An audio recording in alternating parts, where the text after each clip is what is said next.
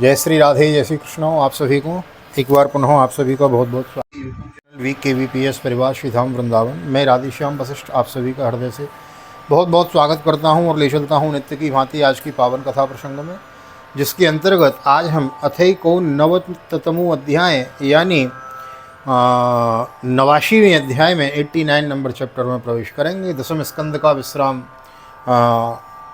निकट है। अगला अध्याय 90वां अध्याय है और इतने ही अध्याय दसम स्कंद में हैं। श्रीमद् भागवत की अंदर दसम स्कंद में बृहद कृष्ण कथा का वर्णन किया गया है, जिसको आप हम श्रवण करके कृतार्थ हो रहे हैं, अपने जीवन को धन्य कर रहे हैं। यह बहुत अमूल्य निधि बन के तैयार हो रही है। दसम स्कंद के अध्याय बहुत बड़े बड़े अध्याय हैं, किसी में 60 श्लोक हैं, किसी में 70 श्लोक हैं, किसी में 80 श्लोक हैं। तो इसलिए इसको थोड़ा समय लगता है श्रवण करने में। तो आपके पेशेंस को नमस्कार है, बारंबार आपके धैर्य को, क्योंकि यथारूप लेकर चले हुए हैं। तो विराट है इस समय स्वरूप भागवत जी का, तो विराट स्वरूप के लिए विराट थोड़ा समय देना पड़ता है। तो आपके पेशेंस के लिए धन्यवाद। इसी प्रकार अपना प्यार देते रहिए और लोगों को सब्सक्राइब करें, बुजुर्गों को सुनाएं, बालकों को सुनाएं, क्योंकि श्रीमद् भागवत की 18,000 श्लोकों की हम अक्षरांश अर्थ श्रवण कर रहे हैं। बड़भागी हैं हम आप लोग, यह कथा हमें श्रीधाम वृंदावन भागवत निकेतन से श्रवण करने को मिल रही है। चैनल को सब्सक्राइब कर ले में, नए आए हैं तो बेल आइकन को भी प्रेस कर दें में, और यदि यह वीडियो आप फेसबुक के माध्यम से देख रहे हैं, हमारे पेज को फॉलो कर ले में, VKVPS परिवार श्रीधाम वृंदावन। यही हमारी ID इंस्टाग्राम पर भी है, तो वहाँ जाके भी आप हमें फॉलो कर सकते हैं। आइए देर न करते हुए ले चलता हूँ आज की पावन कथा प्रसंग में।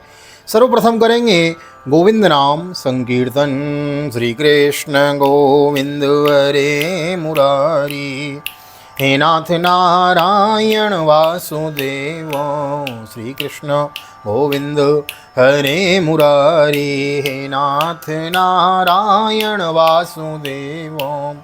हे नाथ नारायण वासुदेव, हे नाथ नारायण वासुदेव। श्री कृष्ण गोविंद हरे मुरारी, हे नाथ नारायण वासुदेव।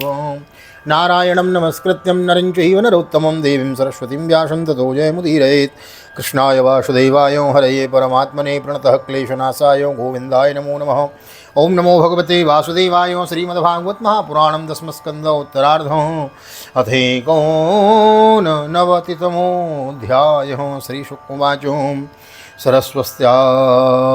सरस्वत्यास्तटे राजन् रसयो सद्रमासतं वितर्कः समबुद्धेषां त्रिष्वधीशे सुको महान्। तस्य जिज्ञासया ते वे भृगुं ब्रह्मसुतं नृपः तज्जज्ञप्ते प्रेषयामासो सोऽव्यगात् ब्रह्मणः सभां। न तस्मै प्रभुवनं स्तोत्रं चक्रे सद्वपरीक्षया तस्मै चुक्रोध भगवान प्रज्वलन स्वेन तेजसा। श्री सुखदेव जी ने कहा, परीक्षित, एक बार सरस्वती नदी के पावन तट पर यज्ञ प्रारंभ करने के लिए बड़े बड़े ऋषि मुनि एकत्र होकर बैठे। उन लोगों में इस विषय का वाद विवाद चला कि ब्रह्मा, शिव और विष्णु में सबसे बड़ा कौन है। परीक्षित, उन लोगों ने यह बात जानने के लिए ब्रह्मा, विष्णु और शिव जी की परीक्षा लेने के उद्देश्य से ब्रह्मा के पुत्र भृगु जी को उनके पास भेजा। महर्षि भृगु सबसे पहले ब्रह्मा जी की सभा में गए। उन्होंने ब्रह्मा जी के धैर्य आदि की परीक्षा करने के लिए न उन्हें नमस्कार किया और न तो उनकी स्तुति ही की। इस पर ऐसा मालूम हुआ कि ब्रह्मा जी अपने तेज से दहक रहे हैं। उन्हें क्रोध आ गया। सोमात्मन्युतम मन्युमात्मजायात्मना प्रभो आशीष मद यदा ब्रह्म भवनी स्वन्योद्धावारिणात्मभूत तो कैलाशकमद शतम देवो महेश्वरा परिरब्धुम समारेवे उत्तायो भ्रातरम मुदा। वहाँ से महर्षि भृगु कैलाश में गए। देवादिदेव भगवान शंकर ने जब देखा कि मेरे भाई भृगु जी आए हैं, तब उन्होंने बड़े आनंद से खड़े होकर उनका आलिंगन करने के लिए भुजाएं फैला दी। नेक्षत्वमस्योत्पथगोति देवशुकोपः शूलमुद्यं मतम् हन्तुम् आरेभे दिग्मलोचनौ पतित्वा पादयोर्देवीं सान्त्वयामास तं गिरौ। अथो जगाम वैकुण्ठं यत्र देवो जनार्दनो शयानं श्रियोत्सङ्गे पदायज्ञस्तताडयन् ततोत्थाय भगवान् स लक्ष्म्या सतां गतिः स्वतल्पादवरुह्याथो ननामः शिरसा मुनिम् आहते स्वागतं ब्रह्मण्यसीदात्रासनीक्षणम् अजानतामागतान्व क्षन्तुमर्हत न प्रभोः। परंतु महर्षि भृगु ने उनसे आलिंगन करना स्वीकार न किया और कहा, तुम लोग और वेद की मर्यादा का उल्लंघन करते हो, इसलिए मैं तुम्हें नहीं मिलता। रघु जी की यह बात सुनकर भगवान शंकर क्रोध के मारे तिलमिला उठे, उनकी आंखें चढ़ गईं। उन्होंने त्रिशूल उठाकर महर्षि रघु को मारना चाहा, परंतु उसी समय भगवती सती ने उनके चरणों पर गिरकर बहुत अनुनय विनय की और किसी प्रकार उनका क्रोध शांत किया। जब महर्षि रघु जी भगवान विष्णु के निवास स्थान वैकुंठ में गए, उस समय भगवान विष्णु लक्ष्मी जी की गोद में अपना सिर रखकर लौटे हुए थे। रघु जी ने जाकर उनके वक्षस्थल पर एक लात कसकर जमा दी। भक्तवत्सल भगवान विष्णु लक्ष्मी जी के साथ उठ बैठे और झटपट अपनी सैया से नीचे उतरकर मुनि को सिर झुकाया, प्रणाम किया। भगवान ने कहा, ब्राह्मण आपका स्वागत है, आप भले पधारे। इस आसन पर बैठकर कुछ क्षण विश्राम कीजिए। प्रभु, मुझे आपके शुभागमन का पता न चला, इसी से मैं आपकी अगवानी न कर सका, मेरा अपराध क्षमा कीजिए। अतीव कोमलोता तो चरणोते महामुने इत्युक्त्वा विप्र चरणो मर्दयन् स्वेन पाणिना पुनीः स लोको मां लोकपाला चमद्गतान् पादोदकेन भवतः तीर्थानां तीर्थकारिणो अधियाहं भगवान् लक्ष्म्यम् आसन्मेकान्त भाजनं वत्स्योत्तिरसिन मे मूर्ते भूतिर्भवत्पादो तान्यसों। महामुनि, आपके चरण कमल अत्यंत कोमल हैं। यूँ कहकर प्रभु जी के चरणों को भगवान अपने हाथों से सहलाने लगे और बोले, महर्षि आपके चरणों का जल तीर्थों को भी तीर्थ बनाने वाला है। आप उससे वैकुंठ लोक मुझे और आनंद रहने वाले लोकपालों को पवित्र कीजिए। भगवान, आपके चरण कमलों के स्पर्श से मेरे सारे पाप धुल गए। आज मैं लक्ष्मी का एकमात्र आश्रय हो गया। अब आपके चरणों से चिन्हित मेरे वक्षस्थल पर लक्ष्मी सदा सर्वदा निवास करेगी। श्री शुक उवाच एवं ब्रुवाणे वैकुंठे प्रघोस्तन्मंत्रे आगिरो निर्वतस्तर्पितस्तूष्णीं भक्त्युत्कंठो सुरलोचना पुनश्च सत्रमाव्रज्यो मुनीनां ब्रह्मवादिनां स्वानुभूतोमशेषेणो राजन भृगुरवर्णयम्। श्री सुखदेव जी कहते हैं, जब भगवान ने अत्यंत गंभीर वाणी से इस प्रकार कहा, तब रघु जी परम सुखी और तृप्त हो गए। भक्ति के उद्रेक से उनका गला भर आया, आंखों में आंसू छलक आए और वे चुप हो गए। परीक्षित, रघु जी वहाँ से लौटकर ब्रह्मवादी मुनियों के सत्संग में आए और उन्हें ब्रह्मा शिव और विष्णु भगवान के यहाँ जो कुछ अनुभव हुआ था वह सब कह सुनायो। तन्य सम्याथ मुनियो विस्मिता मुक्त संशयो भूयान संसृत्य दुर्विष्णु यतो शांतिर्यतो वयम धर्मो साक्षादितो ज्ञानम वैराग्यम चोदन्वितम ऐश्वर्यम चाश्वता यस्मात् यस्चात्ममलापहं मुनीनां न्यस्तदण्डानां शान्तानां संचेतसाम् अकिञ्चनानां साधूनां यमाहुः परमां गतिं सत्त्वं यस्य प्रिया मूर्तिर्ब्रह्मणस्पृष्टदेवता भजन्त्योन्नासुता शान्तौ यवां निपुणबुद्धयो त्रिविधा कृत्यस्तस्यो राक्षसा असुरासुरा गुणिन्या मायया सृष्टा सत्त्वं तत्तीर्थ साधनम्। प्रभु जी का अनुभव सुनकर सभी ऋषि मुनियों को बड़ा विस्मय हुआ, उनका संदेह दूर हो गया। तब से वे भगवान विष्णु को ही सर्वश्रेष्ठ मानने लगे, क्योंकि वे ही शांति और अभय के उद्गम स्थान हैं। भगवान विष्णु से ही साक्षात धर्म ज्ञान वैराग्य 8 प्रकार के ऐश्वर्य और चित्त को शुद्ध करने वाला यश प्राप्त होता है। शांत संचित अकिंचन और सबको अभय देने वाले साधु मुनियों की वे ही एकमात्र परम गति है, ऐसा सारे शास्त्र कहते हैं। उनकी प्रिय मूर्ति हैं सत्य और इष्टदेव हैं ब्राह्मण। निष्काम शांत और निपुण बुद्धि विवेक संपन्न पुरुष उनका भजन करते हैं। भगवान की गुणमयी माया ने राक्षस असुर देवता उनकी ये तीनों मूर्ति बना दी हैं। इसमें सत्यमयी देव मूर्ति ही उनकी प्रतिष्ठा का साधन है। वे स्वयं ही समस्त पुरुषार्थ स्वरूप हैं। देव मूर्ति ही उनकी प्राप्ति का साधन है, वे स्वयं ही समस्त पुरुषार्थ स्वरूप हैं। श्री शुक उवाच एवं सारस्वता विभ्राणानां संसिंहनुत्तये पुरुषस्योपदाम्बोजो सेवया तद्गतिं गतो सूतोवाच इत्येतन्मुनिनतनयस्तत्पद्मगन्ध्यो इत्येतन्मुनिनतनयस्य पद्मगन्धो पीयूषम्भवो भयमिति परस्य पुंसो सुश्लोकं श्रवणपुटैः पिबन्त्यवीक्षणं पान्तोत्वभ्रमण परिश्रमं जहाति। सूत जी कहते हैं, सोनकादि ऋषियों भगवान पुरुषोत्तम की यह कमनीय कीर्ति कथा जन्म मृत्यु रूप संसार के भय को मिटाने वाली है। यह व्यासनंदन भगवान श्री सुखदेव जी के मुखारविंद से निकली हुई सुरभिमयी मधुमयी सुधाधारा है। संसार के लंबे पथ का जो बटोही अपने कानों के दोनों से इसका निरंतर पान करता रहता है, उसकी सारी थकावट जो जगत में इधर उधर भटकने से होती है दूर हो जाती है। श्री सुखोवाचो एकदा द्वारवत्यां तो विप्रपत्न्या कुमारको जात्र मात्रो भुवंस प्रश्नम बमारो किल भारत विप्रो गृहीत्वा अमृतकं राजद्वार्योपदायसो इदं प्रोवाचो विलपन्नातुरो दीनमानसो ब्रह्मद्विष्टो षष्ठदियोः लुब्धस्यो विषयात्मनो चतुर्बन्धो कर्मदोषान् पंचत्वं मेघतुर्भगवान। श्री सुखदेव जी कहते हैं, परीक्षित एक दिन की बात है, द्वारिकापुरी में किसी ब्राह्मणी के गर्भ से एक पुत्र पैदा हुआ, परंतु वह उसी समय पृथ्वी का स्पर्श होते ही मर गया। ब्राह्मण अपने बालक का मृत शरीर लेकर राजमहल के द्वार पर गया और वहाँ उसे रखकर अत्यंत आतुरता और दुखी मन से विलाप करता हुआ यह कहने लगा, इसमें संदेह नहीं कि ब्राह्मण द्रोही धूर्त कृपण और विषयी राजा के कर्म दोष से ही मेरे बालक की मृत्यु हुई है। हिंसा विहारम नृपतिम दुस्शीलम अजितेन्द्रियम प्रजावजंत दसीदंती दरिद्राम नित्य दुःखिता एवं द्वितीयं बिभ्रसी तृतीयं त्वमेव वचो विसृज्य स नृपद्वारीं तां गातं समगायतो तामर्जुन उपसृत्य करेचित् केशवान्तिके परिते नौमि बाले ब्रह्मणं समभासतो। जो राजा हिंसा परायण दुस्सील और अजितेंद्रिय होता है उसे राजा मानकर सेवा करने वाली प्रजा दरिद्र होकर दुख पर दुख भोगती रहती है और उसके सामने संकट पर संकट आते रहते हैं। परीक्षित इसी प्रकार अपने दूसरे और तीसरे बालक के भी पैदा होते ही मर जाने पर वह ब्राह्मण लड़के की लाश राजमहल की दरवाजे पर डाल गया और वही बात कह गया। नवे बालक के मरने पर जब वह वहाँ आया तब उस समय भगवान श्री कृष्ण के पास अर्जुन भी बैठे हुए थे। उन्होंने ब्राह्मण की बात सुनकर उनसे कहा किंस्विद ब्रह्मस्त्वनिवासे किंस्विद ब्रह्मस्त्वनिवासे हि अनास्ति धनुर्धरो राजन्य बंधुरे देवी ब्राह्मणा सत्रवासते धनदारात्मजा प्रक्ता यत्र शोचन्ति ब्राह्मणः ते वै राजन्यवेषेण नटा जीवन्ति सुम्बरो अहं प्रजा वा भगवन् रज्ञस्य दीनयोरेयो वन्यतीर्ण प्रतिज्ञोग्निं प्रवेक्षे यत् कल्मषः ब्रह्मन् आपके निवासस्थान द्वारिका में कोई धनुषधारी क्षत्रिय नहीं है। क्या मालूम होता है कि ये यदुवंशी ब्राह्मण हैं और प्रजा पालन का परित्याग करके किसी यज्ञ में बैठे हुए हैं। जिनके राज्य में धन स्त्री अथवा पुत्रों से वियुक्त होकर ब्राह्मण दुखी होते हैं वे क्षत्रिय नहीं, क्षत्रिय के विष में पेट पालने वाले नट हैं, उनका जीवन व्यर्थ है। भगवान मैं समझता हूँ कि आप स्त्री पुरुष अपने पुत्रों की मृत्यु से दीन हो रहे हैं। मैं आपकी संतान की रक्षा करूंगा। यदि मैं अपनी प्रतिज्ञा पूरी ना कर सका तो आग में कूद कर जल मरूंगा और इस प्रकार मेरी पाप का प्रायश्चित्त हो जाएगा। प्रायश्चित्तानि पापानि लघूनि च गुरूणि च। छोटे से छोटा पाप, बड़े से बड़ा पाप यदि हम उसका प्रायश्चित्त कर लें तो उसका अपराध कम हो जाता है, नहीं लगता।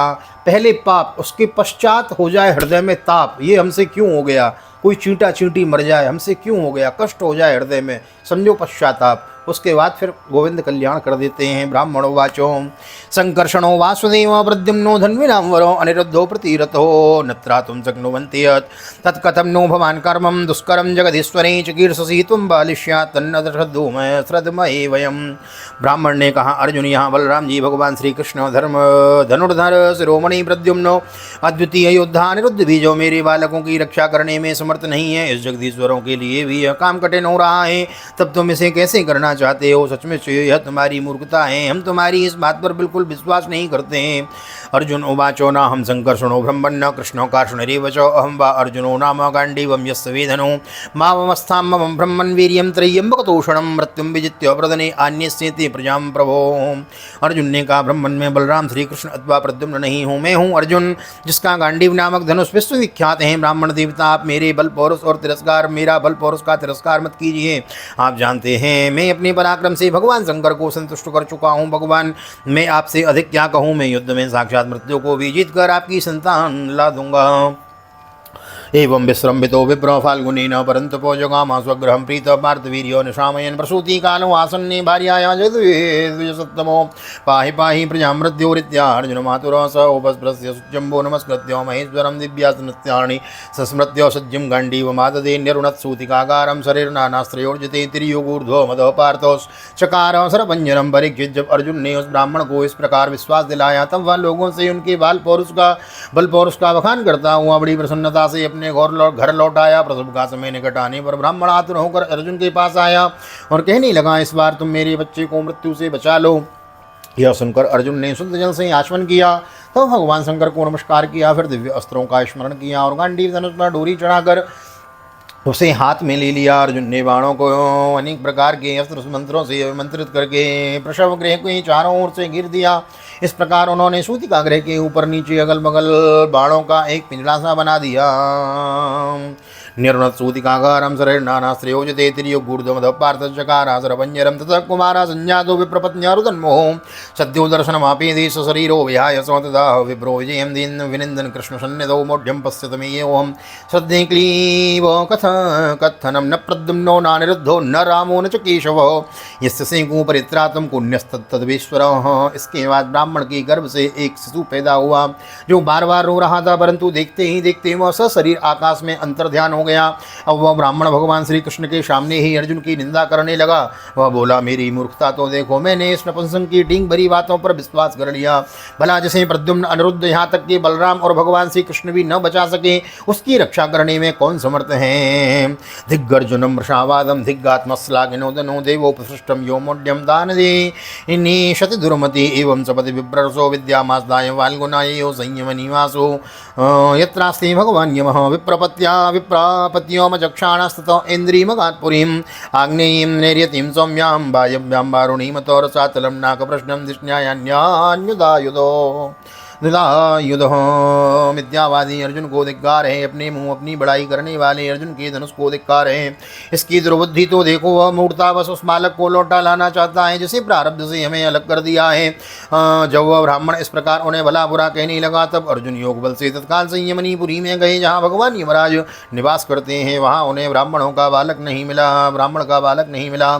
फिर वे शस्त्र लेकर क्रमशः इंद्र, अग्नि, निरति, सोम, वायु और वरुण आदि की पुरियों में गए। अतल आदि नीचे के लोकों में, स्वर्ग से ऊपर के महर लोकों में अतल, वितल, सुतल, तलातल, महातल, रसातल और पाताल नीचे के लोक हैं, और भू, भुव, स्व, मह, जन, तप, सत्यलोक ये ऊपर के लोक हैं। 14 भवनों में घूम आए महाराज अर्जुन। अतल आदि नीचे के लोकों में, स्वर्ग से ऊपर के महर लोक आदि में, अन्यान्य स्थानों में गए। तदोलब्धो द्विजसुतो यन्स्तीर्ण पतिश्रुतो अग्निं विविक्षु कृष्णेन प्रत्युक्तो प्रतिषेधतौ दर्शयेद्विसूनस्तेमवज्ञात्मानमात्मनो ये तेन कीर्ति विमलां मनुष्याः स्थापयिष्यन्ति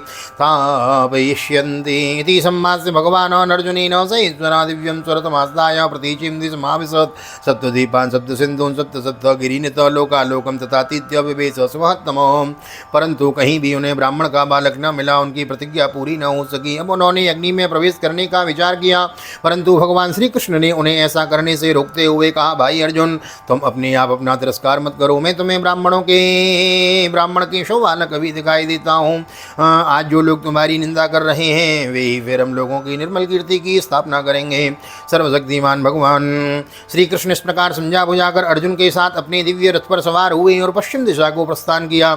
उन्होंने 7 पर्वतों वाले 7 द्वीप और 7 समुद्र और लोकालोक पर्वतों को लांघकर घोर अंधकार में प्रवेश किया है। तत्र स्वासेभ्य सुग्रीवो मेघपुष्पो बलाहको तमसी वृष्णो गतयो बभूर्वर्तर्षभ तान् दृष्ट्वा भगवान कृष्णो महायोगेश्वरेश्वर सहस्रादित्य संकाशं चक्रम प्रायणोत्पुरो।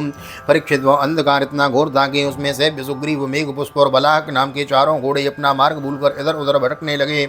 उन्हें कुछ सूझता ही न था। योगेश्वरों के भी परमेश्वर भगवान श्री कृष्ण ने घोड़ों की यह दशा देखकर अपने सहस्त्र सूर्यों के समान तेजस्वी चक्र को आगे चलने की आज्ञा दी।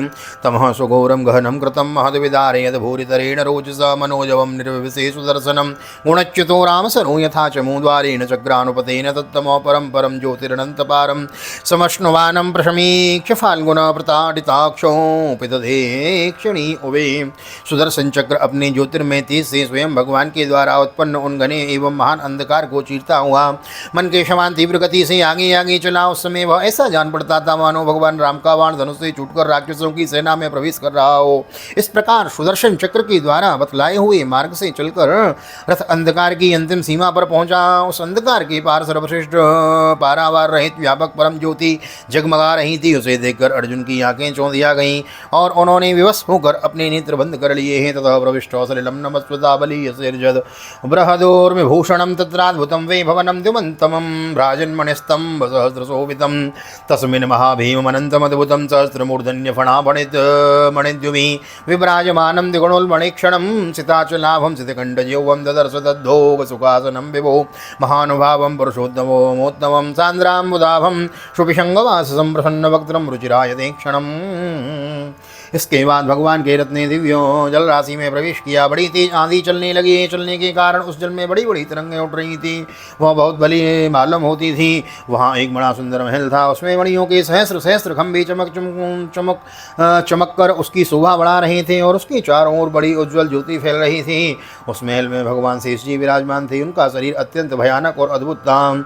उनके सहस्र सिर थे और प्रत्येक फण पर सुंदर सुंदर मणियाँ जगमगा रही थी। प्रत्येक सिर में 2-2 नेत्र थे और वे बड़े ही भयंकर करते उनका संपूर्ण शरीर कैलाश के समान श्वेत वर्ण का था और गला तथा जीव नीले रंग की थी। परीक्षित अर्जुन ने देखा कि शेष भगवान की सुखमयी सैया पर सर्वव्यापक महान प्रभावशाली परम पुरुषोत्तम भगवान विराजमान है। उनके शरीर की सुंदर कांति वर्षाकालीन मेघ के समान श्यामल है। अत्यंत सुंदर पीला वस्त्र धारण किए हुए हैं, मुख पर प्रसन्नता खेल रही है और बड़े बड़े नेत्र बहुत ही सुहावने लगते हैं। महामणिव्रात किरीट कुंडल प्रभावरे क्षिप्त सहस्र कुंतलम प्रलम्ब चार्वाष्टभुजं सकौस्तवं श्रीवत्सलक्ष्मं वनमालयाव्रतं शुनन्दनन्दं प्रमुखैः सुपार्षदैः चक्रादिभिर्मूर्तिगणैर्निजायुधे पुष्ट्या श्रिया कीर्तजया किलार्दिभिः न सेव्यमाणं परमेष्ठिनां पतिं भवन्दो आत्मानमनन्तमज्जुतो जिष्णुर्जतदर्शनजातसात्वसौ तावाह भूमा परमेष्ठिनां प्रभुं वर्धाञ्जलिं सस्मितमूर्जया गिरा। अर्जुन बोले, देखा कि उन्हें उनके नंद सुनंद आदि पार्षद चक्र सुदर्शन आदि अपने मूर्तिमान आयुध तथा पुष्टि की श्री कीर्ति और आजा ये चारों शक्तियां एवं संपूर्ण रिद्धियां ब्रह्मादि लोकपालों के अधीश्वर भगवान की सेवा कर रही हैं। परीक्षित भगवान श्री कृष्ण ने अपने ही स्वरूप श्री अनंत भगवान को प्रणाम किया। अर्जुन उनके दर्शन से कुछ भयभीत हो गए थे। श्री कृष्ण के बाद उन्होंने भी उनको प्रणाम किया और वे दोनों हाथ जोड़कर खड़े हो गए और ब्रह्मादि लोकपालों के स्वामी भूमा पुरुष ने मुस्कुराते हुए मधुर एवं गंभीर वाणी से कहा, द्विजात्मजा में युवयोर्दिक्षुणामयोपनीता भुवि धर्मगुप्तये कलावतीर्णावनीर्वरासुरान् हत्वेन भूयस्वरये तमन्तिमे पूर्णकामावपि युवां नरनारायणाव्रसी धर्मवाचरतां सिद्धैर्सभो लोकसंग्रहम्। श्री कृष्ण और अर्जुन, मैंने तुम दोनों को देखने के लिए ही ब्राह्मण के बालक अपने पास मंगा लिए थे। तुम दोनों धर्म की रक्षा के लिए मेरी कलाओं के साथ पृथ्वी पर अवतार ग्रहण किया है। पृथ्वी के भार रूप दैत्यों का संहार करके शीघ्र में शीघ्र तुम लोगों पर के पास फिर लौट आओ। तुम दोनों ऋषि वर नर और नारायण हो। यद्यपि तुम पूर्ण काम और सर्वश्रेष्ठ हो, फिर भी जगत की स्थिति और लोक संग्रह के लिए धर्म का आचरण करो। इत्यदिष्टो भगवता तो कृष्णो परमेश्वरना ओमित्यानम्य भूमानाम आदाय द्विजारकान्यवर्ततां सुखं धामं संप्रहष्टो यथागतं विप्राय दतो पुत्रान् यथा रूपं यथा वयो निशाम्यो वैष्णवं धामं पार्थं परमो विस्मिता यत्किंचित् पौरुषं पुंसां मेने कृष्णानुकंपितम्। जब भगवान भूमा पुरुष ने श्री कृष्ण और अर्जुन को इस प्रकार आदेश दिया तब उन लोगों ने उसे स्वीकार करके उन्हें नमस्कार किया और बड़े आनंद के साथ ब्राह्मण बालकों को लेकर जिस रास्ते से जिस प्रकार आए थे उसी से वैसे ही द्वारिका में लौट आए। ब्राह्मण के बालक अपनी आयु के अनुसार बड़े बड़े हो गए थे। उनका रूप और आकृति वैसी ही थी जैसी उनके जन्म के समय थी। उन्हें भगवान श्री कृष्ण और अर्जुन ने उनके पिता को सौंप दिया है। भगवान विष्णु के उस परम धाम को देखकर अर्जुन के आश्चर्य की सीमा न रही। उन्होंने ऐसा अनुभव किया जीवों में जो कुछ बल पौरुष है वह सब भगवान श्री कृष्ण की ही कृपा का फल है। इति दृशान्यनेकानि वीर्याणि ही प्रदर्शयेत् पूजे वश्यान् ग्राम्यान् नीजे चात्यूर्जितेर्मके प्रवर्षा किलान् कामान् प्रजासु ब्रह्मणादिषु यथा कालं यथेवेन्द्रो भगवान श्रेष्ठमास्थितो। परीक्षित, भगवान ने और भी ऐसी अनेकों ऐश्वर्य और वीरता से परिपूर्ण लीलाएं की। लोक दृष्टि से साधारण लोगों के समान सांसारिक विषयों का भोग किया। बड़े बड़े महाराजाओं के समान श्रेष्ठ श्रेष्ठ यज्ञ किए। भगवान श्री कृष्ण के आदर्श महापुरुषों का सा आचरण करते हुए ब्राह्मण आदि समस्त प्रजापतियों के सारे मनोरथ पूर्ण किए। ठीक वैसे ही जैसे इंद्र प्रजा के लिए समयानुसार वर्षा करते हैं। हत्वा नृपान धर्मिष्ठान घाते द्वार्जुनादि अंजसा वर्तयामास धर्मम धर्म सुतादि। उन्होंने बहुत से धर्मी राजाओं को स्वयं मार डाला और बहुतों को अर्जुन आदि के द्वारा मरवा डाला। इस प्रकार धर्मराज युधिष्ठिर आदि धार्मिक राजाओं से उन्होंने अनायास ही सारी पृथ्वी में धर्म मर्यादा की स्थापना करा दी। श्रीमद्भागवते महापुराणे पारमहंस्यां संहितायां दशमस्कन्धे उत्तरार्धे कुमारानयनं नाम एकोननवतितमोत्सवः। श्री बालकृष्णचरणार्पणमस्तु। कृष्णाय वासुदेवाय हरये परमात्मने प्रणतक्लेशनाशाय गोविन्दाय नमो नमः। हरे कृष्ण कृष्ण कृष्ण हरे हरे हरे राम राम राम हरे हरे। राधे कृष्ण कृष्ण कृष्ण राधे राधे राधे श्याम श्याम श्याम राधे राधे। बोल राधा गोविंद भगवान की जय। श्रीमद्भागवत महापुराण की जय। वेदव्यास जी महाराज की जय। सुखदेव जी महाराज की जय। राजा परीक्षित जी महाराज की जय। राजा रामचंद्र भगवान की जय। श्री हनुमान जी महाराज की जय। गोवर्धन नाथ की जय। यमुने महारानी की जय। वृंदावन माँ की बिहारी लाल की जय। गैया मैया की जय। तुलसी मैया की जय। अपने अपनी माता पिता की जय। सदगुरुदेव भगवान की जय। आज की आनंद की जय। श्री राधे श्री राधे श्री राधे श्याम। जय जय राधे श्याम। सबको मिले वृंदावन धाम। तो आज की आनंद की जय। आज है वर्ल्ड्स अर्थ डे, विश्व भूमि दिवस। तो पृथ्वी का आज दिन है और देखो पृथ्वी से प्रकृति से खिलवाड़ नहीं करना चाहिए। अभी गत दिनों न्यूज़ चल रही है बहुत टीवी में। हाँ, आपके दुबई में वहाँ के लोगों ने क्लाउड मतलब आर्टिफिशियल बारिश करने का प्रयास किया, विमानों में कुछ केमिकल लेके गए और आकाश से बरसाया। सोच रहे थे थोड़ी बारिश करेंगे जिससे कुछ फ़ायदा होगा, ठंडक आएगी, लेकिन ऐसा विकराल रूप आया प्रकृति का कि 2 साल की बारिश 2 दिन में हो गई, सब जलमग्न हो गया। तो आज पृथ्वी दिवस है, भूमि का दिन है, तो भूमि के लिए कुछ ना कुछ करें, वृक्ष लगावें, जो वृक्ष हों आपके आसपास उनमें जल देवें। तो आप सभी को भूमि दिवस की हार्दिक शुभकामनाएं। नए आए हैं चैनल को सब्सक्राइब जरूर कर लें, बेल आइकन को भी प्रेस कर देवें। मिलते हैं अगली वीडियो में श्रीमद् भागवत के 10वें स्कंद के अंतिम अध्याय 90वें अध्याय में। बड़ा ही दिव्य 10वें स्कंद की विस्तार से हमने कथा श्रवण करी। 10वें स्कंद का विश्राम, 10वें स्कंद भागवत भगवान का हृदय है। 2 भाग हैं, पूर्वार्ध और उत्तरार्ध। उत्तरार्ध का विश्राम हम अगले अध्याय में श्रवण करेंगे। अधिक से अधिक लोगों को सुनाएं, बालकों को, बुजुर्गों को सुनाएं। नए आए चैनल को सब्सक्राइब करें। मिलते हैं अगली वीडियो में, तब तक के लिए श्री धाम वृंदावन से आप सभी को हृदय से प्यार भरी जय श्री राधे, जय श्री कृष्ण, हरि ओम।